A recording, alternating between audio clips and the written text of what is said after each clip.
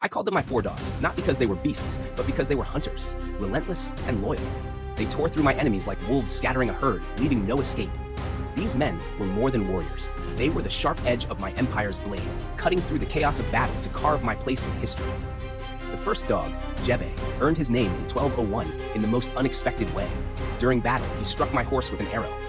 When I captured him, I asked, "Why should I let you live?" His answer was fearless. "I struck you not out of hate, but because you were my enemy. Let me serve you, and I'll do so with the same precision." His boldness won my respect. From that day, Jebe became my most trusted arrow, striking where the enemy least expected. In 1219, he led daring campaigns against the Khwarezmian Empire, traveling over 5,000 miles through Persia and into Russia, crushing armies that outnumbered his own with tactics as sharp as his aim. In 1223, at the Khalkha River, he once again turned the tide of battle, ensuring no foe could escape his reach. The second dog, Subutai, was the mastermind behind many of our greatest victories. Where others saw walls, he saw opportunities. Subutai had a mind like no other, weaving strategies that broke even the strongest fortresses. In 1223, when we faced the Russian princes at the Khalkha River, it was Subutai who devised the false retreat.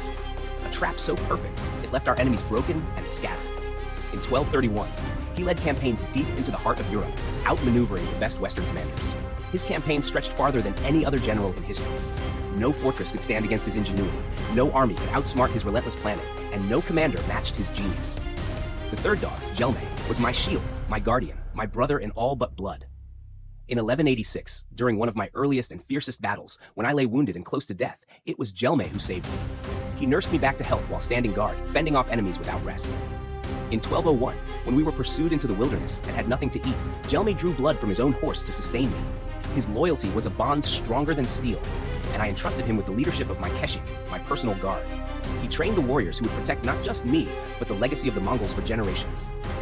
The fourth dog, Khubilai, was my hammer on the battlefield. Where Subutai was my mind, Khubilai was my fist. His strength and ferocity were unmatched, and his courage could stir even the most hesitant warriors into action.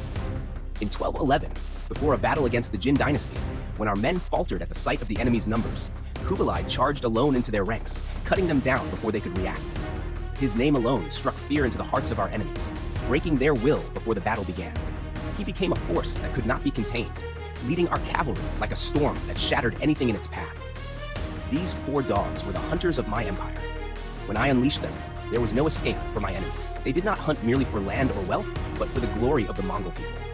Each brought qualities I valued above all: Jebe's resourcefulness, Subutai's brilliance, Jelme's unbreakable loyalty, and Khubilai's unshakable courage.